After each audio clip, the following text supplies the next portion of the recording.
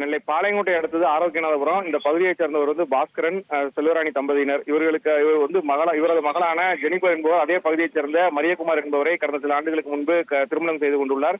இருவரும் ஒரே பகுதியில், அதாவது ஒரே ஒரு ஆரோக்கியநாதபுரத்தில் வசித்து வருகிறார்கள். இருவருமே விவசாயம் செய்து வருகிறார்கள். மாமனார் மாமியார் மற்றும் மருமகன் ஆகியோர் விவசாயம் செய்து வருகிறார்கள். நிலம் வைத்து விவசாயம் நடந்து வருகிறது. இந்த நிலையில செல்வராணி பாஸ்கர் தம்பதியின் மகள் ஜெனிபருக்கும் மரியகுமாருக்கும் இடையே கருத்து வேறுபாடு ஏற்பட்டு குடும்ப பிரச்சனையாக அது மாறியுள்ளது. அந்த குடும்ப பிரச்சனையின் காரணமாக இருவருக்கும் இடையே அவ்வப்போது வாக்குவாதம் இருவரும் பிரிந்து வாழ்கிறார்கள்.